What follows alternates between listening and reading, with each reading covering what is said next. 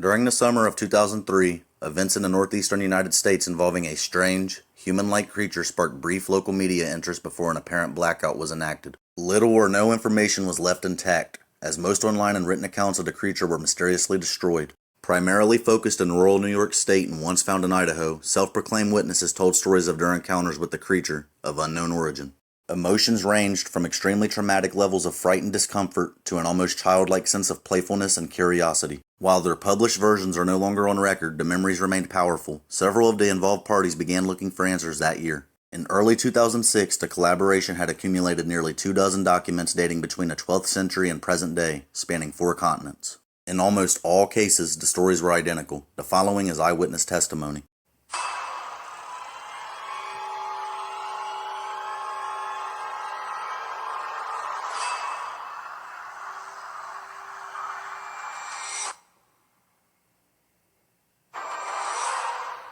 Number 5.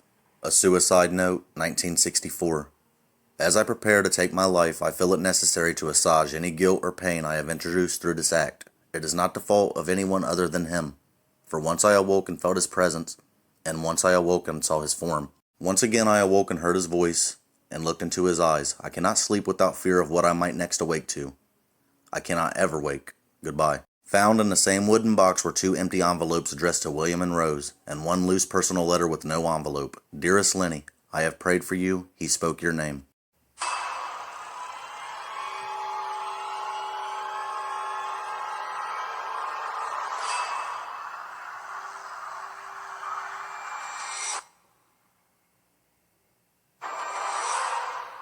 Number 4. Journal Entry, 1880. I have experienced the greatest terror. I see his eyes when I close mine. They are hollow, black. They saw me and pierced me. His wet hand touched me. I will not sleep. His voice. Journal entry becomes unintelligible at this point.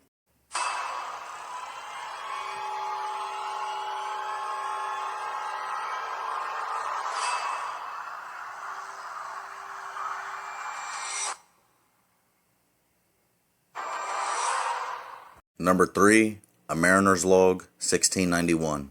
He came to me in my sleep. From the foot of my bed I felt a sensation. He took everything. We must return to England. We shall not return here again. At the request of the Rake.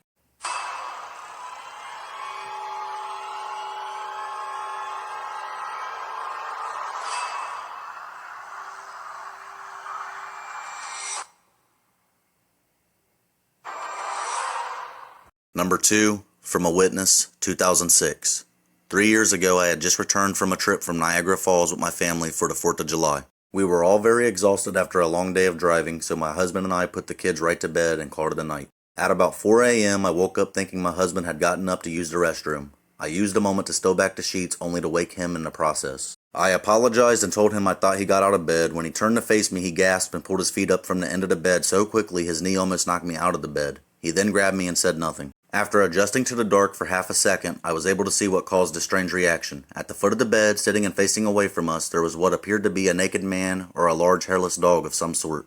Its body position was disturbing and unnatural, as if it had been hit by a car or something. For some reason, I was not instantly frightened by it, but more concerned as to its condition. At this point, I was somewhat under the assumption that we were supposed to help him. My husband was peering over his arm and knee, tucked into the fetal position, occasionally glancing at me before returning to the creature. In a flurry of motion, the creature scrambled around the side of the bed and then crawled quickly in a flailing sort of motion right along the bed until it was less than a foot away from my husband's face. The creature was completely silent for about 30 seconds, or probably closer to 5. It just seemed like a while, just looking at my husband. The creature then placed its hands on his knee and ran into the hallway. Leading to the kids' room, I screamed and ran for the light switch, planning to stop him before he hurt my children. When I got to the hallway, the light from the bedroom was enough to see it crouching and hunched over about 20 feet away. He turned around and looked directly at me, covered in blood. I flipped a switch on the wall and saw my daughter, Clara. The creature ran down the stairs while my husband and I rushed to help our daughter. She was very badly injured and spoke only once more in her short life. She said, "He is the Rake." My husband drove his car into a lake that night while rushing our daughter to the hospital. They did not survive. Being a small town, news got around pretty quickly. The police were helpful at first, and a local newspaper took a lot of interest as well. However, the story was never published, and the local television news never followed up either. For several months, my son Justin and I stayed in the hotel near my parents' house. After we decided to return home, I began looking for answers myself. I eventually located a man in the next town over who had a similar story. We got in contact and began talking about our experiences. He knew of 2 other people in New York who had seen the creature we now refer to as the Rake. It took the 4 of us about 2 solid years of hunting on the internet and writing letters to come up with a small collection of what we believe to be accounts of the Rake. None of them gave any details, history, or follow-up. One journal had an entry involving the creature in its first 3 pages and never mentioned it again. A ship's log explained nothing of the encounter, saying only that they were told to leave by the Rake. That was the last entry in the log. There were, however, many instances where the creature's visit was one of a series of visits with the same person. Multiple people also mentioned being spoken to, my daughter included. This led us to wonder if the Rake had visited any of us before our last encounter. I set up a digital recorder near my bed and left it running all night, every night, for 2 weeks. I would tediously scan through the sounds of me rolling around in my bed each day when I woke up. By the end of the 2nd week, I was quite used to the occasional sound of sleep while blurring through the recording at 8 times the normal speed. This still took almost an hour every day. On the first day of the 3rd week, I thought I heard something different. What I found was a shrill voice. It was the Rake. I can't listen to it long enough to even begin to transcribe it.